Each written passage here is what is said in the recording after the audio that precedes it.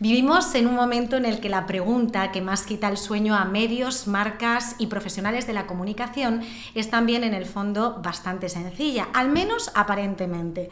¿Cómo conectamos con las audiencias? Y no porque no haya canales, porque estamos ante la mayor amplitud de canales que hemos vivido en nuestra historia. Y en el caso concreto de las generaciones más jóvenes, esos canales los controlan ellos y las reglas también las ponen ellos. La generación Z, los nacidos entre 1997 y 2012, son los primeros en la historia que se han construido como personas dentro de un entorno digital. No han llegado a ese entorno cuando eran adultos, sino que realmente pues, siempre estuvieron allí las redes sociales para ellos. En España, el 90% de los jóvenes pasan al menos 2 horas conectados a Internet, según el estudio de juventud del Ministerio de Juventud e Infancia. Y si vemos la penetración que tienen redes sociales como TikTok en los jóvenes, llegamos a cifras del 72% según informe de la IAB de 2025. Por tanto, ¿qué idioma están hablando los jóvenes? ¿Qué lenguajes utilizan? Utilizan los códigos de la cultura pop, del humor ácido, de la autenticidad descarnada, de los formatos rápidos, de los memes, de los reels, una cultura que muchos medios y marcas siguen mirando con cierto soslayo desde arriba, como si fuera ruido, cuando en realidad es el lenguaje de una generación entera que procesa sus ideas, construye su identidad y decide en quién confía a partir de lo que ve en esos medios digitales. Hoy vamos a hablar de todo ello con una mujer extraordinaria y además desde una perspectiva distinta, que lleva años observando todo esto con una mezcla muy particular de inteligencia, humor y un poquito de mala leche bien entendida. Soy Irene de la Casa, directora general de Evercom, y esto es En Femenino y Plural.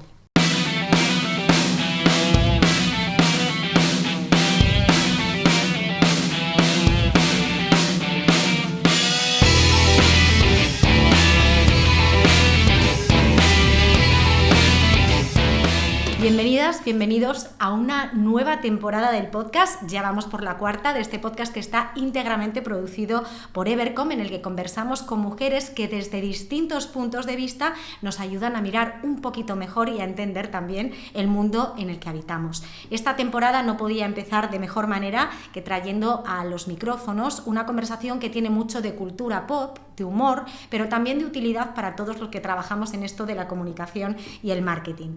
Antes de entrar de lleno en este tema, para quienes lleváis acompañándonos ya un tiempo, sabéis que nos gusta hacer una parada para el recuerdo, porque solamente echando la vista atrás somos capaces muchas veces de entender el punto en el que nos encontramos hoy y también hacia dónde podemos ir. Y en esta ocasión vamos a viajar hasta el siglo XIX para detenernos en una escritora que entendió mucho antes que muchas de nosotras que hablar de mujeres, de deseo, de educación, de independencia o de vida cotidiana no eran hablar de asuntos menores. Hablamos de Emilia Pardo Bazán. Vamos a conocer algunos datos más acerca de ella. Emilia Pardo Bazán nació en A Coruña en 1851, en una familia aristocrática que le permitió acceder a una educación poco habitual para una mujer de su época. Fue lectora voraz, escritora temprana y una autora que nunca aceptó demasiado bien los límites que la sociedad trataba de imponerle.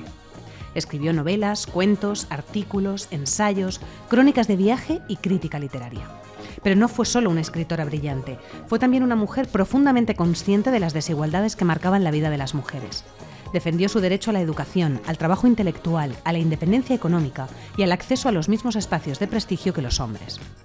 En 1891 impulsó Nuevo Teatro Crítico, una revista desde la que abordó debates literarios, sociales y políticos. Poco después fundó la Biblioteca de la Mujer, una colección pensada para acercar a las lectoras obras fundamentales sobre derechos, educación y emancipación femenina. Su propia vida estuvo atravesada por esa tensión entre talento y resistencia. Fue la primera mujer socia numeraria del Ateneo de Madrid y en 1916 la primera mujer catedrática en la Universidad Española. Sin embargo, nunca consiguió entrar en la Real Academia Española, pese a haberlo intentado y pese a que su autoridad literaria era indiscutible.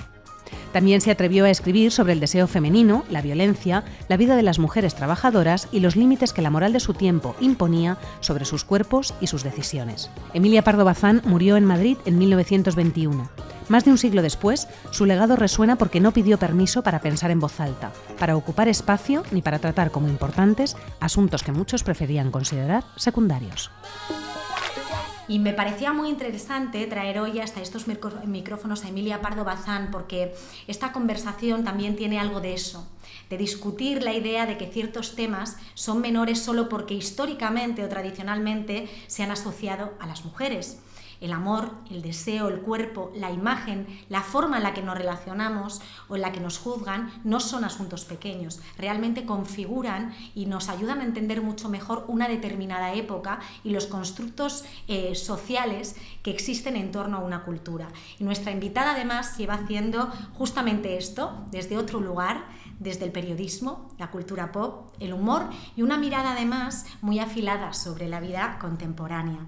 Ella es licenciada en Comunicación Audiovisual y además está en la Universidad Complutense de Madrid, que además lo voy a decir porque tengo muchísimo orgullo de esta universidad en la que también, como sabéis, estudié yo, y trabaja como periodista especializada en cultura pop y en estilo de vida. Colabora o ha colaborado con múltiples medios de comunicación, entre ellos Icon, El, Glamour, Vanitates, Mujer Hoy y muchos otros, y se ha convertido además en una voz muy reconocible a la hora de analizar el amor, el sexo, las relaciones, la moda o las redes sociales. En 2007 publicó Antimanual de autodestrucción amorosa, un libro que ya apuntaba a maneras y una forma muy suya de escribir sobre el desastre sentimental con humor, con inteligencia y muchísima honestidad. En 2020 además llegó Si echas de menos el principio, vuelve a empezar, y hace muy poquito ha lanzado La Venus del smartphone, un ensayo maravilloso sobre cómo las aplicaciones de citas han cambiado completamente la forma en la que nos relacionamos. Ella es Marita Alonso, bienvenida en Femenino y Plural, me hace muy feliz tenerte aquí hoy. Con esta introducción ahora me da muchísimo miedo hasta hablar, madre mía, muchísimas gracias. Gracias a ti, que además la pobre viene empapada porque ha caído hoy aquí en Barcelona, que hoy estamos cambiando el set, ¿verdad? Que al final van a ver las personas que nos siguen habitualmente hay un cambio. Y bueno, pues ha caído aquí, Marita ha llegado, pero bueno, ya está estupenda, profesional, no ella, súper ciencia, me ha dicho, no será pero la edad, pero la tía está aquí, estupenda, estupendamente callejera, ¿verdad? Súper como nos hemos definido siempre, por favor. Bueno, pues Marita, vamos a empezar por tu manera de mirar, porque tienes una mirada muy bonita, muy particular. Además, ahora que la puedo ver a los ojos, puedo decir que también la tiene literalmente, gracias. Esa mirada. Escribe sobre cultura pop, sobre estilo de vida, escribe sobre moda, sobre redes sociales, sobre la forma en la que nos relacionamos, y al final son territorios que explican muy bien los cambios que se están produciendo en una sociedad, ¿no? Y sobre todo cuando hablamos de los jóvenes, ¿no? Porque al final es quizá donde estos cambios más generan un impacto directo, ¿no?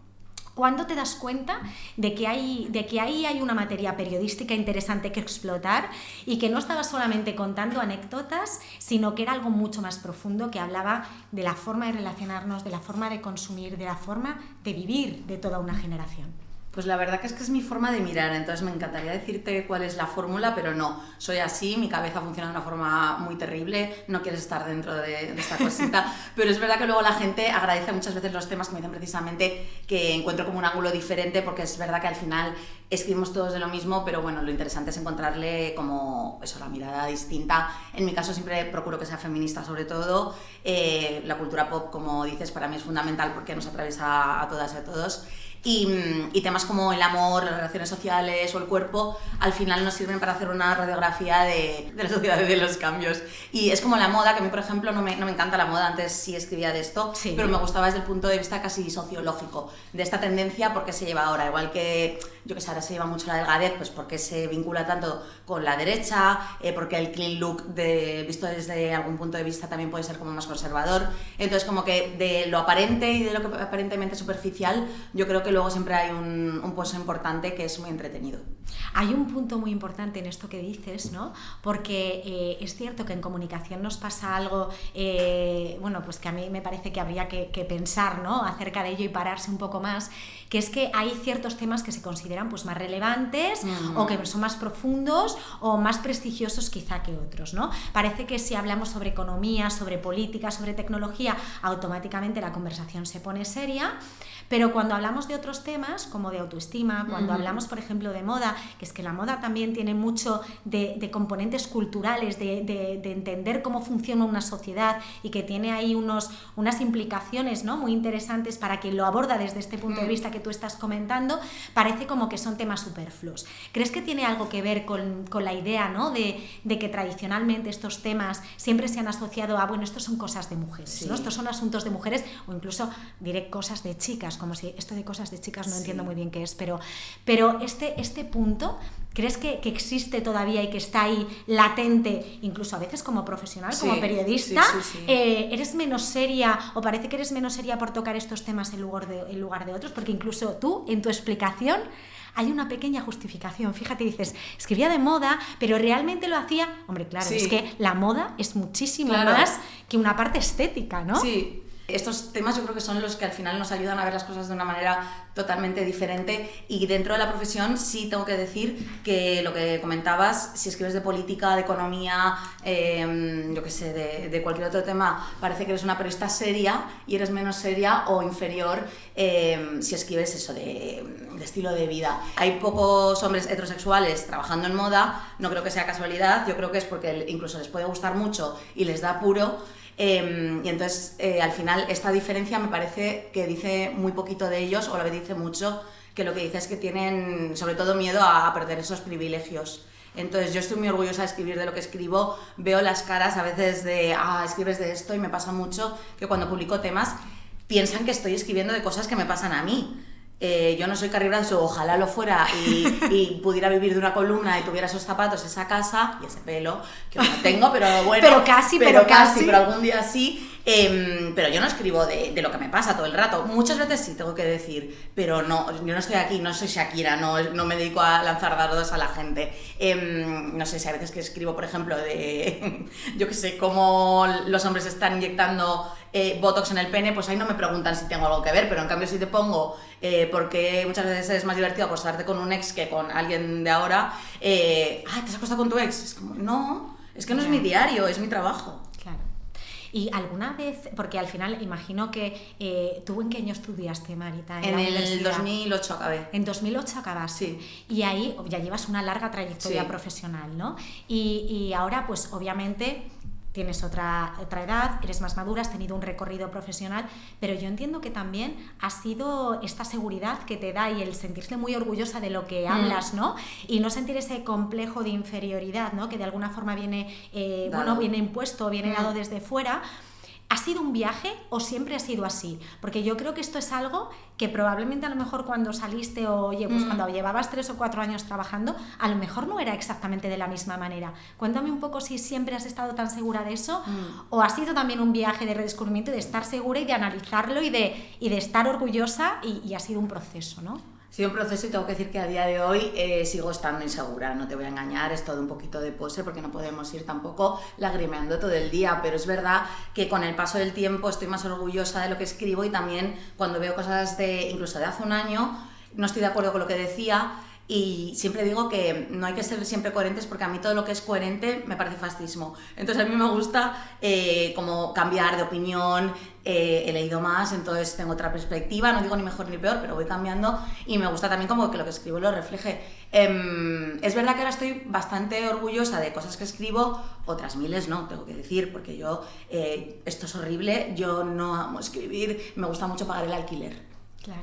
Entonces escribo porque es lo que sé hacer, pero tampoco lo romantizo. Es verdad que luego soy un poco ceniza, pero luego es verdad que, claro, hay veces que estoy escribiendo y me emociona un montón cuando encuentro el ángulo, meto la declaración, veo el cierre y ese día me queda el tema que digo, ¡mua! Ese día estoy muy feliz. Pero yo creo que todos tenemos que revisar el trabajo del pasado y también como valorar lo que hacemos, porque sobre todo mujeres, tengo que decir, están todo el día echándose por tierra. Y yo tengo muchas amigas de, no, como yo trabajo una tontería, o como me acuerdo en una redacción en concreto que siempre decíamos otro Pulitzer, porque pensábamos como que el tema era menor, y entonces fui yo la culpable que empecé a decir lo del Pulitzer y todas lo decíamos. Y claro, si dices eso, en el fondo no estás valorando tu trabajo. Y a mí me gusta mucho y estoy muy feliz cuando me dicen como periodistas. El otro día me dijeron que hay un periódico, no voy a decir cuál, que decían, hoy hazte un Marita Alonso, que es hacer como un tema de estos como jugosón. Y me hizo mucha ilusión porque dije, bueno, mira, al ver, no sé, al final algo hecho, un sello propio. No sabemos si bueno o malo, pero bueno, al menos marca el sello. Bueno, no, pero seguro que es bueno. Marita. Y al final también es importante evolucionar, entender de dónde venimos, a dónde vamos, es lo que hablábamos antes, ¿no? Hemos hablado de Emilia Pardo Bazán en la introducción, porque al final eso en esta conversación pues va a estar muy presente, porque tiene mucho que ver con su forma de mirar el mundo, ¿no? Ella no pedía permiso, no pidió permiso para hablar de mujeres, no pidió permiso para hablar de la independencia, de la educación, de sexo, ¿no? Del cuerpo, de la sexualidad o de la sensualidad también, ¿no? De la mujer, y creo que eso al final es bonito, ¿no? Porque muchas veces no era solamente el problema de lo que ella hablaba, sino quién lo estaba diciendo y desde qué ángulo lo estaba comentando, ¿no? Y es un poco la mirada de lo que estamos diciendo ahora mismo, ¿no? Hay veces, ¿no?, que ves a lo mejor incluso a un hombre, ¿no?, hablando de moda y parece mucho más intelectual y mucho más elevado, o es un poco lo que nos han enseñado a creer, ¿no? Y es un posicionamiento desde luego muy errático y con el que tenemos, y obviamente estamos también todos construyendo, ¿no?, esa nueva identidad, porque venimos de una España muy machista y de un mundo muy machista que fue antes de ayer. Entonces ahí tú sientes que todavía hay cierta condescendencia, ¿no? Cuando una mujer escribe sobre relaciones o sobre cultura pop, como si estuviera haciendo algo que tiene menor valor, ¿no? E incluso, fíjate, tú has dicho una cosa que me parece muy interesante, porque es como nosotros nos vamos aprendiendo a quitarnos expresiones, pensamientos aprendidos y que realmente son muy, muy incorrectos, ¿no? Lo de otro Pulitzer, oye, porque este tema bien enfocado, con un buen ángulo, no puede ser tan interesante. Será interesante en función de a dónde lo lleves tú como escritor, ¿no? Como periodista o como investigador de ese punto de actualidad. ¿Crees que existe todavía esto? Sí, existe. Además, yo me acuerdo cuando decía, es que yo solo escribo de hombreras, uno como diciendo, pero lo que decía, yo creo que en la moda, para mí la mejor periodista de España de moda y probablemente del mundo es Leticia García, que además tengo la suerte de que es amiguísima mía, y ella estudió filosofía y se nota mucho en cómo hace los temas, ¿no? No te está diciendo se lleva la silueta peplum, sino que te dice el porqué, de dónde viene, te lo relaciona con la actualidad, y eso me parece muy complicado y muy brillante. Entonces te miran por encima del hombro. A mí me ha pasado además que he tenido la suerte, desgracia, que he salido con muchos periodistas y hay pocos heterosexuales, pero cuando hay, lo hay. Y han sido de estas secciones así como eruditas, y soy consciente de que en el fondo estaban pensando que yo era un poquito menos por escribir de lo que escribo. Entonces hay que quitárselo de encima. Me gusta mucho, por ejemplo, Nora Ephron, que es como mi referente, yo diría. Ella era brillante, era divertidísima, analizaba, ella, por ejemplo, en la cocina, hacía que de la cocina como el espejo de su vida. Y además tiene lo más importante de ver que en el momento que tienes un drama pronto te vas a reír. Yo soy muy rápida en el momento de reírme, me pase lo que me pase, porque si no, no puedo sobrevivir. Entonces la condescendencia esta se la tienen que quitar sobre todo ellos. Nosotras también, porque lo tenemos un poco heredado, pero sobre todo son ellos. Y cuando escribes de sexo, feminismo, bueno, los comentarios, yo no leo los comentarios por norma, porque para que me insulten ya tengo a mi madre, y con beso mamá. Y con más cariño. Pero es que, claro, si ya hablas de feminismo, además te buscan en redes sociales para ponerte mensajes. Entonces, ya no es solo que estén en la sección de comentarios del País, sino que te van a buscar porque lo que quieren es callarte. Y entonces yo lo siento muchísimo, pero no nos vamos a callar. Yo al menos no, si puedo. Muy bien. Vienes de la cultura pop. Lo hemos comentado ya varias veces y además has dicho, es algo que nos atraviesa a todos y lo tienes ahí claramente en vena, ¿no? Y lo reivindicas, y además, bueno, tiene sentido porque tú te diriges a una audiencia que también es una audiencia muy joven, ¿no? Y que viven ahí, viven entre canciones, entre memes, entre reels, lo hemos comentado antes, formatos cortos, ¿no?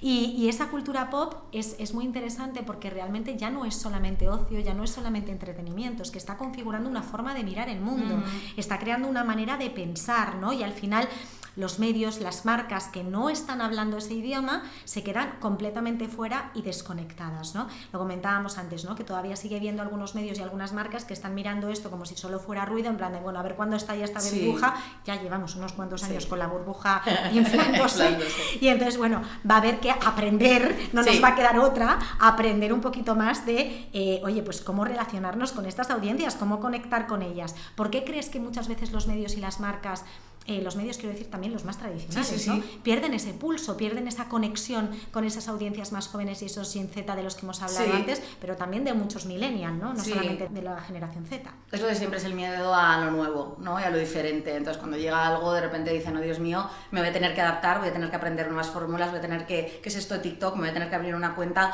y me parece además muy poco inteligente no saber adaptarte a esto, porque entonces te vas a quedar irremediablemente atrás. Lo que decías de la cultura pop, a mí, por ejemplo, me encantan los realities de dating, pero me apasionan, me veo Love is Blind, me he visto la edición turca, la sueca, todas, porque es que me apasiona, porque lo estás viendo, te ves reflejada, ves los comportamientos, ves el momento en el que a alguien le deja de gustar, y a mí esto me viene súper bien, y luego nos parece también una tontería, pero por ejemplo en España, cuando Rocío Carrasco habló del maltrato, se multiplicaron las llamadas de mujeres que en ese momento se dieron cuenta de que estaban siendo maltratadas. Entonces nos parece, ¿cómo no te vas a dar cuenta?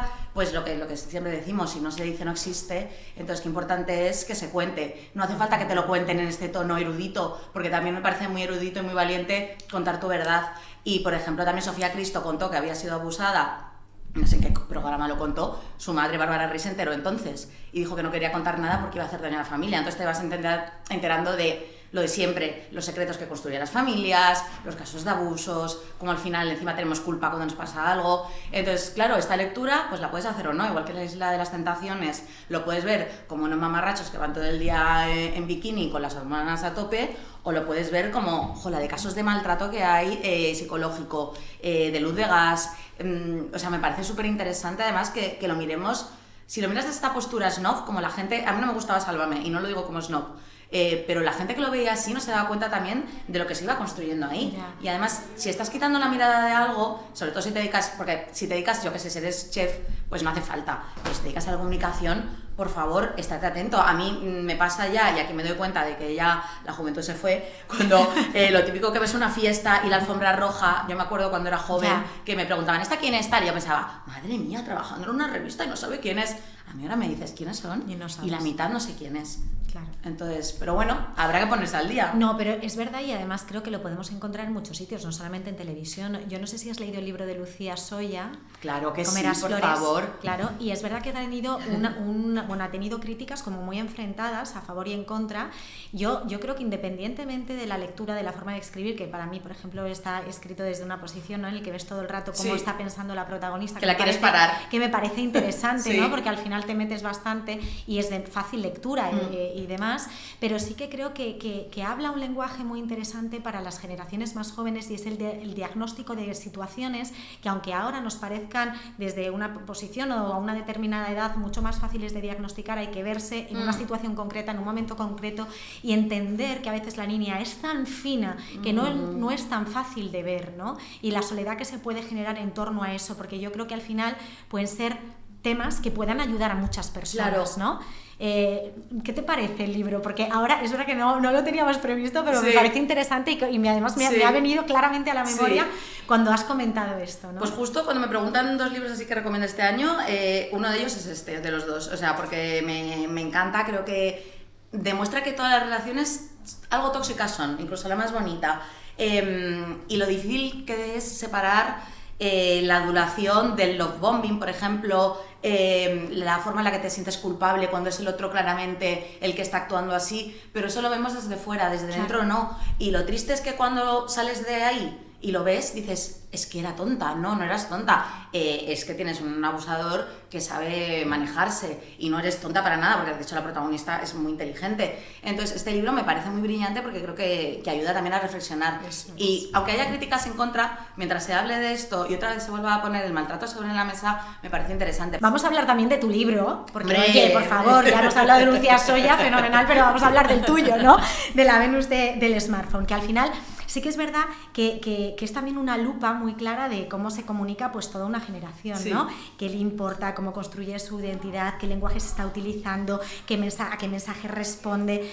¿Qué crees que pueden aprender de tu libro las marcas y este tipo de medios de comunicación, porque yo creo que ahí hay mensajes muy interesantes que puedes dar algunos también recomendaciones o highlights, ¿no? Que les puedas dar en lucecitas para ver cómo pueden reconducir algunas veces algunos mensajes desacertados, ¿no? Bueno, yo les diría que me contrataran, que no les voy a dar nada gratis, pero no, lo que diría que el amor, que también se toma como un asunto menor, tan menor no será cuando todas y todos nos enamoramos. Entonces, nos atraviesa a todos realmente. En el libro me parece muy interesante ver cómo a través de las dating apps, que aparentemente pues decir, bueno, es un entretenimiento o como lo quieras ver, se puede hablar de racismo porque hay un sesgo racista, el algoritmo está programado por el siempre hombre blanco, cis, entonces claro, al final esto se va quedando porque si quien lo programa no hay diversidad, no hay mujeres, no hay personas racializadas, no hay diferencias de edad, claro, todo tiende siempre hacia el mismo lado y ya sabemos de qué lado es este. También cuestiones de clase, sobre todo la imagen, que es una cosa que a mí me tiene hablando sola últimamente, porque cada vez estamos más obsesionadas, sobre todo nosotras, ahora está la presión estética también va por ellos, lo siento mucho, pero bueno, y ¿qué me va a pasar? Pero claro, es que nos volvemos locas ahora ya con Ozempic, con estas infiltraciones casi mágicas, va a aparecer como que yo creo que dentro de muy poco va a haber una clase muy delgada que no envejece y vamos a estar el resto. Entonces ya está la diferencia de clase marcada también incluso por la belleza. Entonces la belleza que siempre dicen no importa, está en el interior, pues tan en el interior no está cuando la gente sigue obsesionada con esto. Nos están bombardeando de esta manera. ¿Y qué pasa? Que las dating apps, tú construyes tu yo digital, pero no va a encajar a veces con el real. Y cuando te das cuenta de eso es terrible, porque es como cuando te haces una foto con el móvil y la cámara frontal te pilla de sorpresa, que es el mayor susto siempre, porque siempre pareces la rana Gustavo, siempre sabes porque no estás posando, y tú pones un filtro, y bien, y tal, y te ves, pero luego cuando no te ves con filtro, tú piensas que eres la del filtro, también. Y no lo eres, o como yo me miro en el espejo a veces que digo, ay, pues qué mona, y me hago la foto y digo, pero qué terror es este, claro, la mirada, entonces nos están ensuciando también la mirada. Entonces, por eso, al margen del ligoteo y de etcétera, que es un tema que me apasiona siempre, la cuestión es de imagen, sobre todo, creo que es a mí lo que no quería ahondar, porque hay muchos libros muy bien escritos de esto. Recomiendo, por cierto, Dame Veneno, que quiero vivir, de Leticia Salas, maravillosa. Y bueno, hay otro que se llama Diva Virtual, de Elena Atalanta, que también es buenísimo. Y otro que se llama Sobre la belleza, bueno, paro, porque es un tema que me gusta mucho. Ya te veo. Callejera, pero leída. Callejera, pero leyendo también. Me tengo que hacer un poco de audiolibro porque si no, no voy a poder compaginar.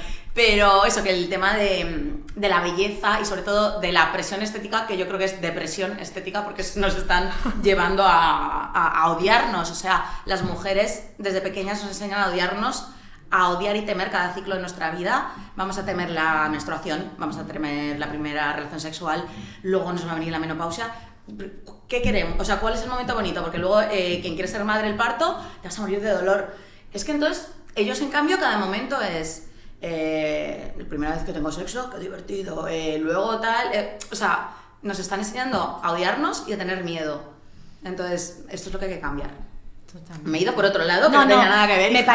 Me parece fenomenal y además ha sacado un montón de temas interesantes. Alguno de ellos lo vamos a recuperar luego, como el tema, por ejemplo, pues de la apps de citas, ¿no? Y de cómo te construyes ese perfil a base de 3 líneas, un vídeo, etcétera, y luego qué pasa cuando esto lo llevamos a la realidad, la dismorfia, ¿no? La parte de dismorfias corporales, bueno, el tema de la cultura, ¿no? De Ozempic, etcétera, cómo se están construyendo ahí ciertas cosas, ¿no? Que pueden incluso pues tener consecuencias también en la salud. En la salud física directamente de las personas. Hay muchos temas ahí, desde luego, que subyacen, pero que realmente también es que tiene sentido que los saques, porque es que al final es todo lo que está atravesando a esta generación. Claro. Esta generación que llamamos perdida, pero es que no me extraña que esté perdidos, porque es que a todas las cosas que se tienen que estar enfrentando es que estamos perdidos todos. Porque ellos son unos cambios, una volatilidad que no hemos vivido nunca antes, ¿no? Yo creo que los millennials también estamos más que perdidos, ya estamos agotados. Y la generación Z, veo a veces por los opuestos, veo a gente muy evolucionada que entiende diversidad y luego veo pues este auge de casos de maltrato de la extrema derecha, de las faltas de respeto, gente que idealiza el fascismo.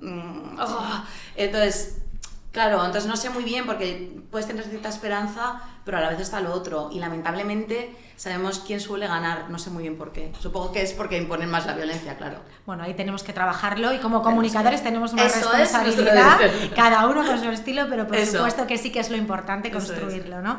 Es verdad que lo has comentado y has dicho, bueno, es que realmente hay mucha diversidad también y muchas incoherencias, ¿no? Y obviamente, porque es toda una generación, es que no podemos coger a una generación por el enlace que todos sean soldaditos de plomo, ¿no? Exactamente iguales, y tiene todo el sentido y la riqueza, por supuesto, y en la diversidad está lo bonito, ¿no? Pero es verdad que muchos jóvenes tienen un radar brutal, ¿no?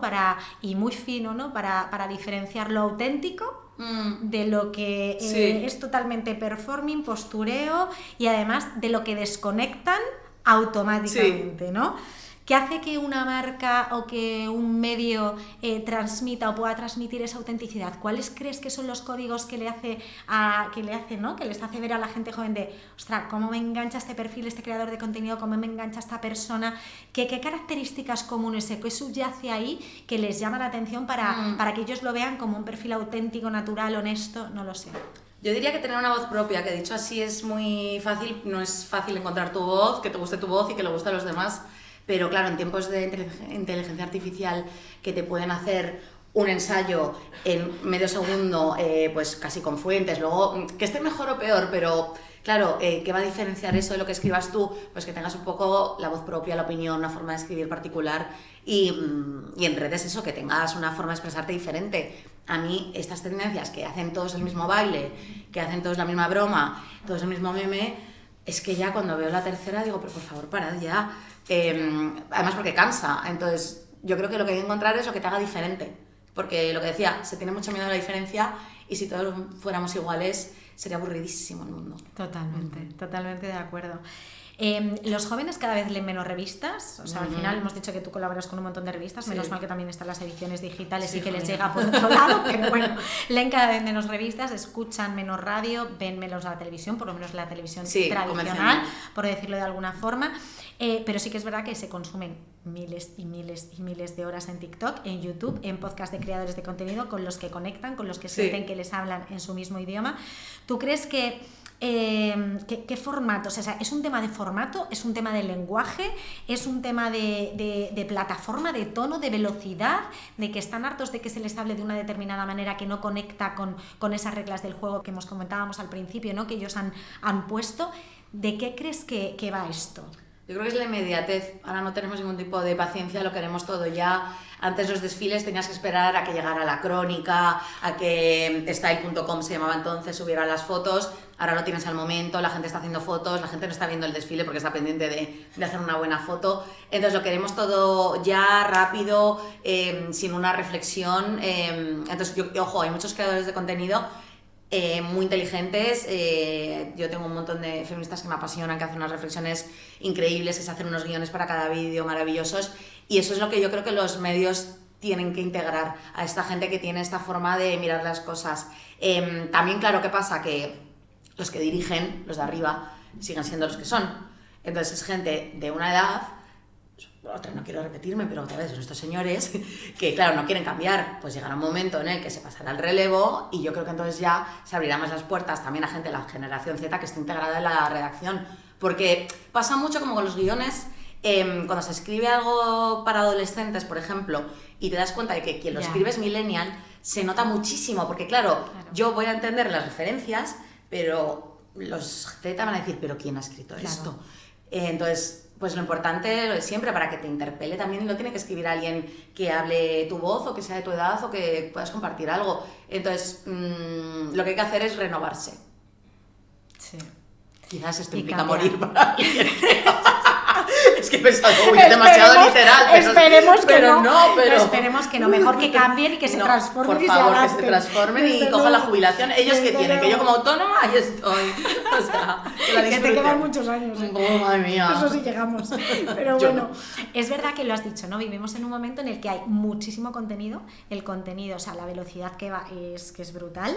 No te da tiempo casi a profundizar en absolutamente nada. Sí que es cierto que luego, de nuevo, otra vez tenemos el polo opuesto. supuesto, están saliendo podcasts estupendos, Sí. con una profundidad brutal, con un análisis reportajeado interesantísimo, y también hay una tendencia hacia ese tipo de formatos. Sí, Ojo con sí, eso, sí. que yo también tengo ahí la Sí, mirada sí. puesta y digo, es que es todo como muy Sí, de la A a la opuesto, Z en un sí, sí, segundo, sí. ¿no? Pero al final es verdad que en cualquier caso, ya sea un contenido más largo, más corto, lo que sea, sí que lo que han desarrollado los jóvenes es una capacidad especial, ¿no? Para saber, para coger lo que les interesa, desechar lo que no, Sí, sí. y además es que lo descartan y lo cogen de una forma súper rápida. Tiene una agilidad y una inmediatez brutal, ¿no? Y ahí, ¿qué separa el contenido que se queda de aquel que se ignora o que no se retiene?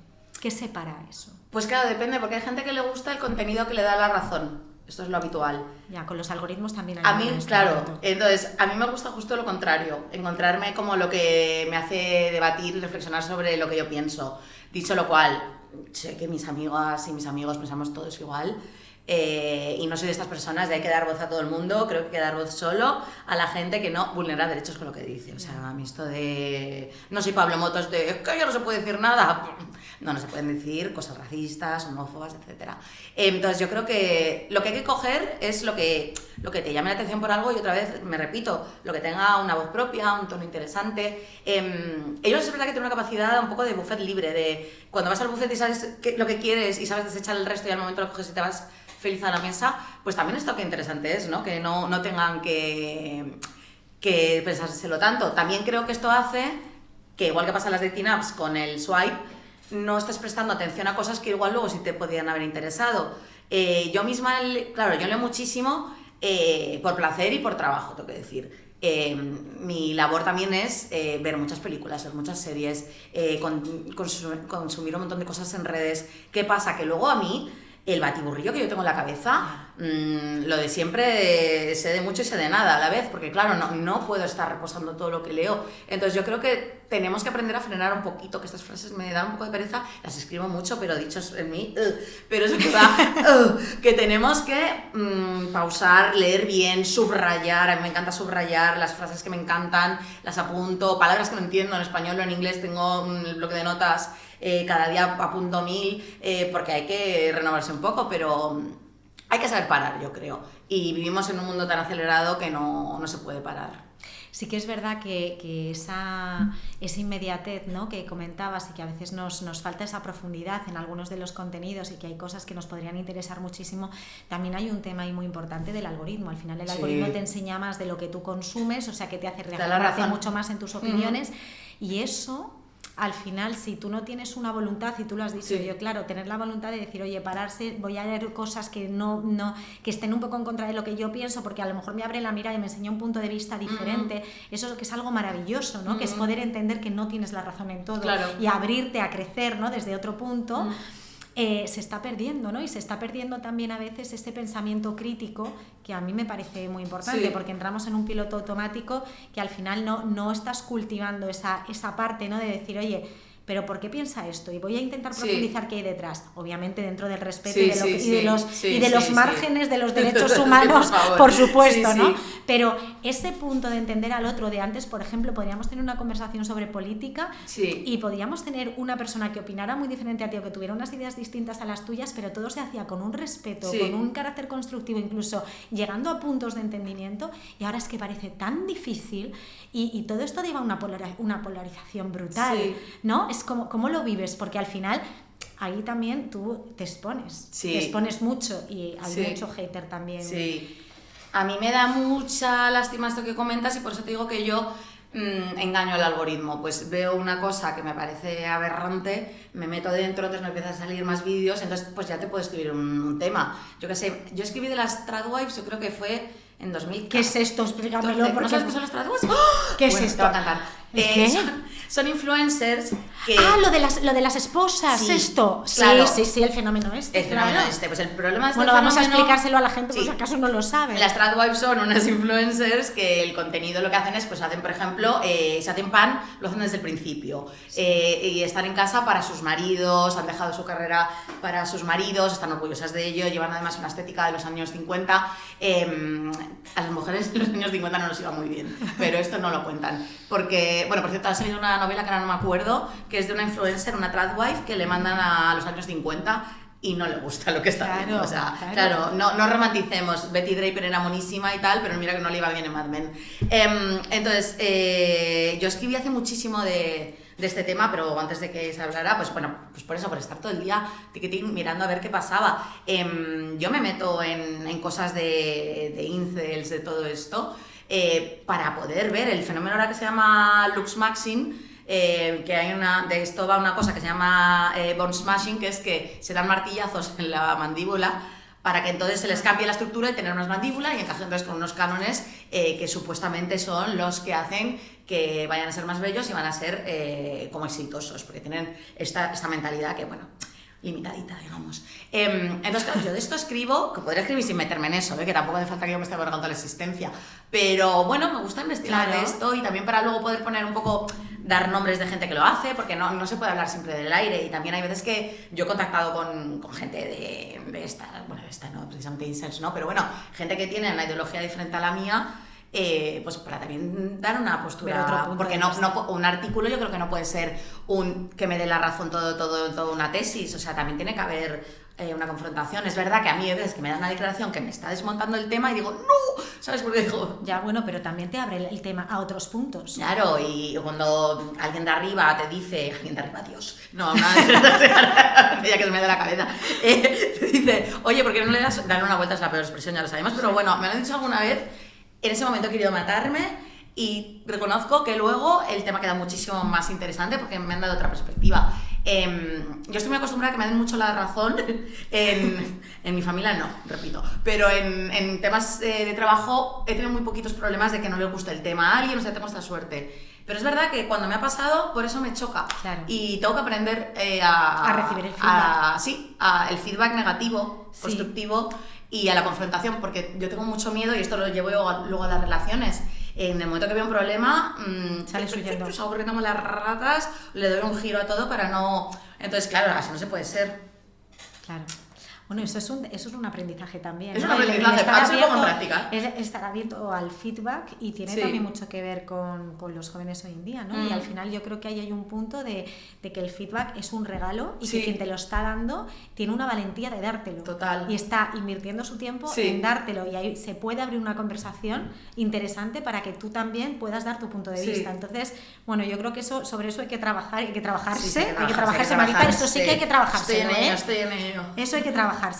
Bueno, hemos hablado mucho de cómo nos miramos nosotros a nosotros mismos, pero también has comentado tú algo antes, ¿no? Respecto, pues, el tema de las app de citas, por ejemplo, pero también todo el constructo, ¿no? digital que nos creamos con nuestra imagen, y porque también creo que es importante ver cómo nos miran los demás, ¿no? Que también es un aspecto, pues, muy, muy significativo, ¿no? Cuando una persona al final crea un perfil, pues, por ejemplo, pues en Tinder, ¿no?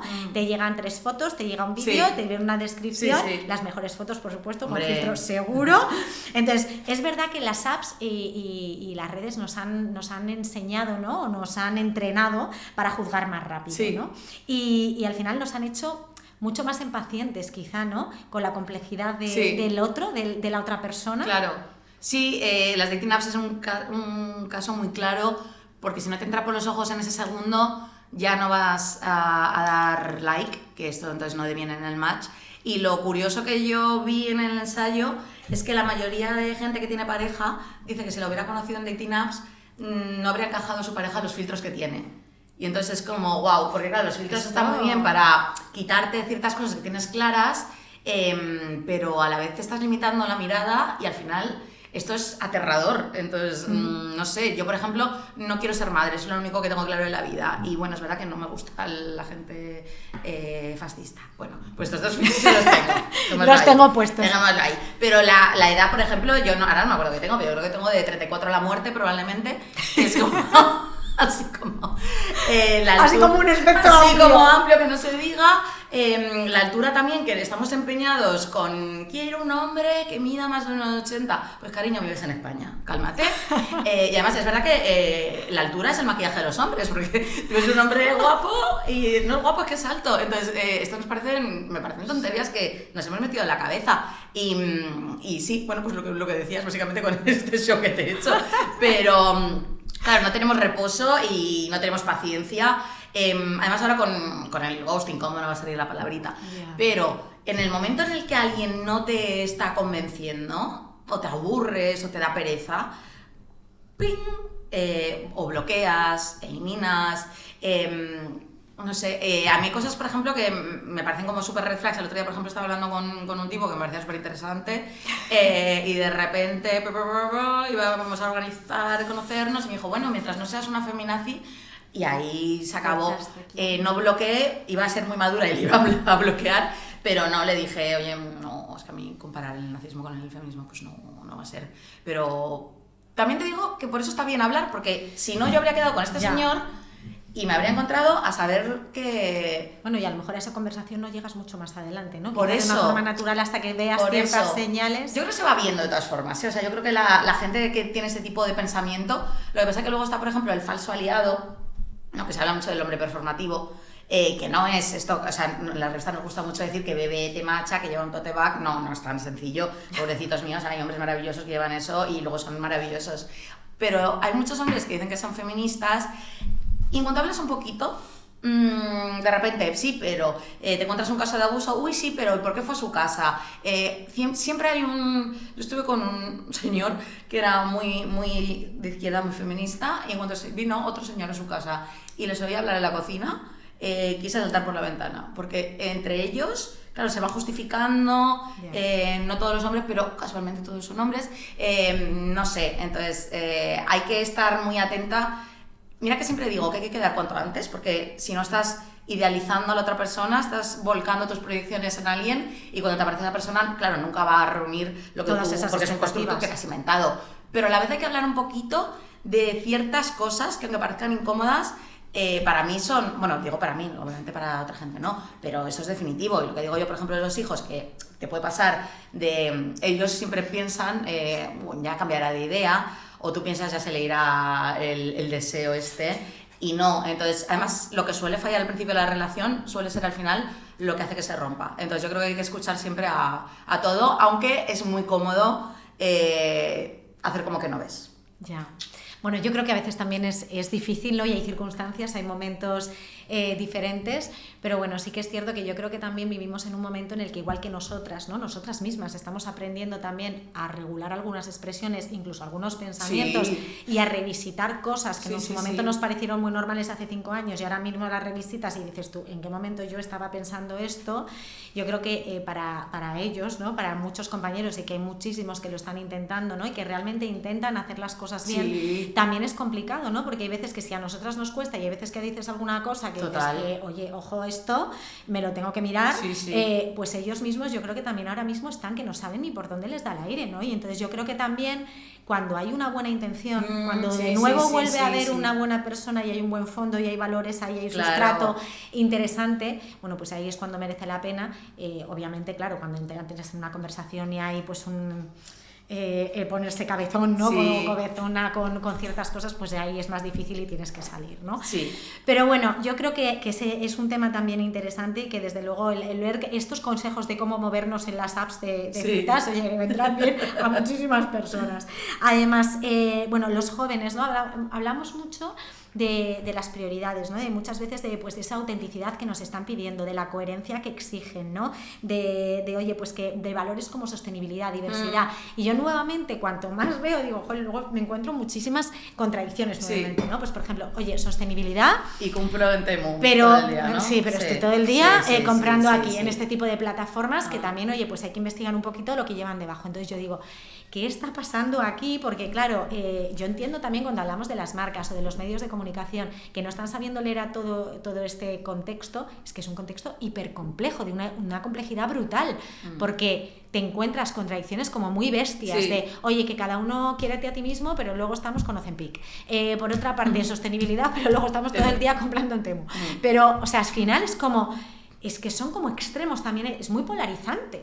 Sí. ¿Cómo lo vives tú? Porque al final tú trabajas con ellos, o sea, vives con esta audiencia, escuchando, viendo, comunicándote con ellos, ¿no? Yo es que además tengo la suerte, la suerte de que escribo en medios que algunos de ellos, la ideología, digamos que no es la mía, y podrías decir, ¿por qué escribes ahí? Mi madre, por ejemplo, se horrorizaría. Creo que no se lo he contado. El caso... Creo que no lo he contado. No me acuerdo. Pero, igual que mi madre, atención, de pequeña, en casa siempre salía del país y me decía, y alguna vez traía otro periódico y decía, hay que conocer al enemigo. O sea, así empezamos. Pero qué inteligente tu madre. Mira, claro. Pero qué inteligente en cuanto a la diversidad de opiniones. Claro, mi madre me dejó elegir si quería religión o ética, o sea, fíjate. Muy bien. O sea, muy bien. Pues no ninguna duda elegí ética. Bueno, pero de religión te daban regalos luego en la comunión, ¿eh? O sea, yo dije, ¿ves otra contradicción que poco se habla? Esto me lo preguntó mi hija ayer. Pobrecitos, mamá, hombre. yo podría hacer la comunión. Digo, bueno, hija, si quieres, pero ¿con qué objetivo? Claro, los regalos, pues por eso. Sí. Entonces, me gusta escribir también en otros medios que casualmente me dejan hablar con mi tono de una forma que no me dejan en otros. Me dejan hacer bromas, siempre desde un punto de vista súper feminista. Entonces, a mí me gusta mucho estar viendo esto y de repente me te encuentras un tema y que digo, pero ¿cómo puede estar esto aquí? Y entonces...